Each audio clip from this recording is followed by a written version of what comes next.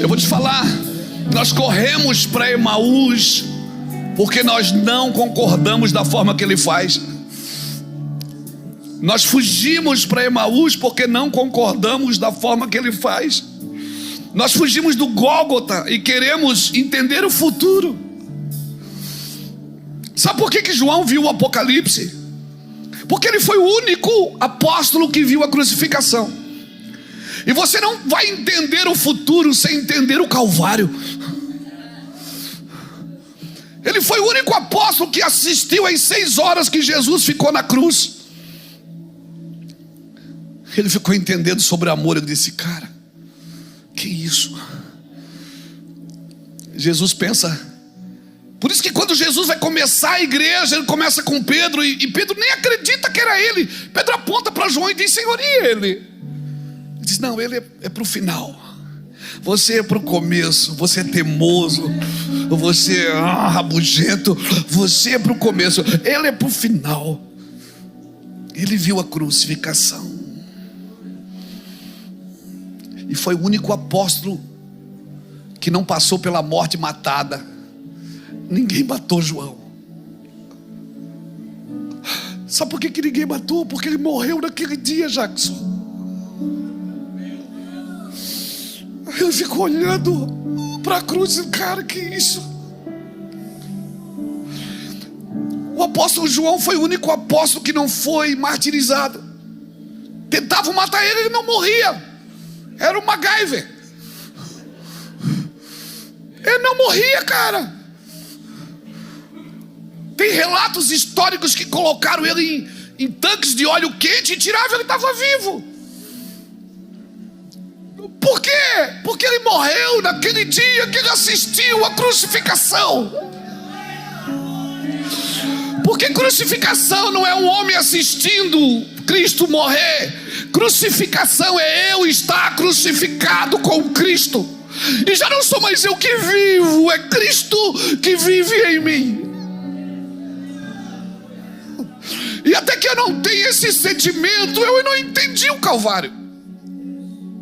Se eu ainda acho que tenho direitos e direitos e ter direitos, eu não entendi o Calvário. Se eu saio atropelando tudo e a todos para me dar bem na vida, eu não entendi o Calvário. Eu não me conformo como pessoas suportam um evangelho de mentira, onde põe o homem no centro e diz, você é o vitorioso, Deus vai te abençoar, Deus vai fazer, você é o homem. Não, você não é nada. Você não é nada, você só é alguma coisa porque encontrou Jesus no caminho e ele mudou a sua história, mudou a sua vida. Você não é nada, você não é nada, você não é nada.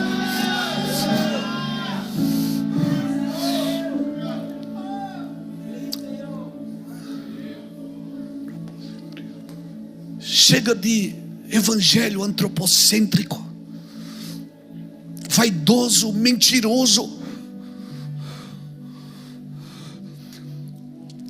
Se já morremos com Cristo, nós não podemos tirar Cristo do centro. E como disse o Jackson aqui, até para ganhar dinheiro eu tenho que aprender com ele. Até para dominar as minhas finanças, a minha saúde, eu tenho que aprender com ele. E Jesus ama quando você senta com ele e diz, Senhor, me mostra como faz. E você vai se assustar porque ele vem, senta e te mostra como faz. Aleluia, alguém está me entendendo aqui? Aleluia. Então se você sabe e conhece alguém que está sendo ludibriado pelo evangelho de mentira, de engano, por favor, abre os olhos dessas pessoas. Como? Parta o pão para elas.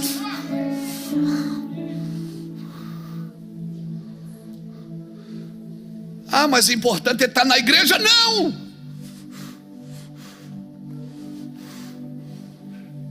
Do que adianta estar numa igreja que eu não desfruto do benefício de Cristo?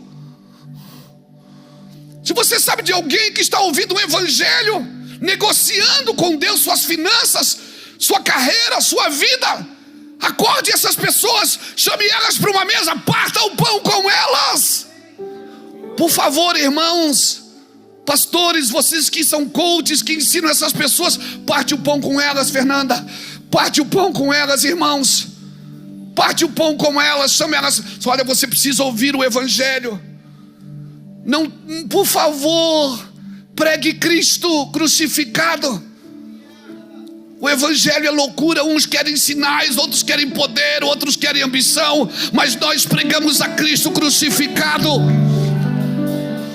Cristo crucificado e ressurreto. Fugimos para o Gólgota e queremos entender do futuro. Eu vou sair da igreja porque eu não concordo. Não está de acordo com aquilo que eu esperava, não está de acordo. Tem lugares que eu não concordo e eu preciso estar. Por quê? Porque o meu partido pão abre olhos de pessoas. Ou você acha que como pastor presidente eu concordo com tudo que acontece aqui dentro? Não, eu não concordo. Mas eu também sou tratado. Uma vez um irmão bateu no meu escritório e disse: pastor, eu quero ir embora. Eu queria me desligar do meu van, estou indo embora. Eu digo: leva eu. Ele disse: não, o senhor é o pastor. Eu digo: você tem opções, eu não tenho. Quer dizer que eu tenho que te aturar e você não pode me aturar. Ele começou a chorar, se abraçou comigo, está aí até hoje, irmão.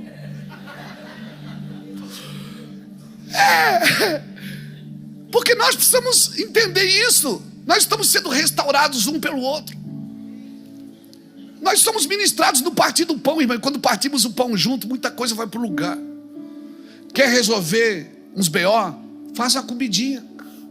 Chama alguém, senta na mesa. É gostoso demais isso, irmãos. Aí eles falam para Jesus: aquele que nós colocamos a nossa esperança morreu como um pecador.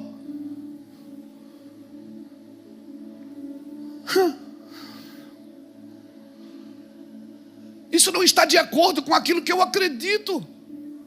Aqueles homens estavam dizendo para Jesus: isso não está de acordo com o que eu acredito. Nós botamos nele a nossa esperança e ele morreu como um pecador, nu, peladão, pendurado numa cruz. E agora o que fazer?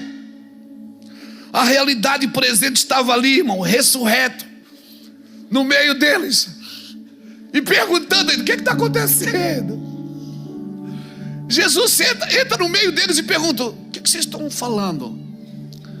Eles perguntam: você não sabe? Ele diz: não, o que houve?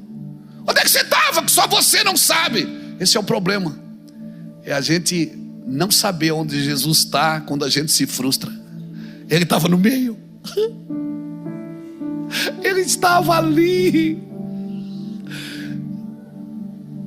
Ele estava ali no meio e eles não viram, porque a frustração cega. Porque o que é frustrar? É esperar um resultado que não veio. Quando você espera um resultado que não veio, você frustra. Agora você precisa entender que cristianismo já tem um fim determinado. E Deus não vai fazer como você quer. Ele vai fazer como já está escrito. E vai acontecer exatamente como está escrito. E nós estamos aqui para cumprir o que está escrito. E o dia que você se alistou para esse exército, você só botou a farda, pegou a ferramenta, pegou a arma, pegou o cantil d'água, pegou o pão, pegou o capacete da salvação, o escudo da fé, a espada, a lei, a couraça da justiça, e você foi para a trincheira.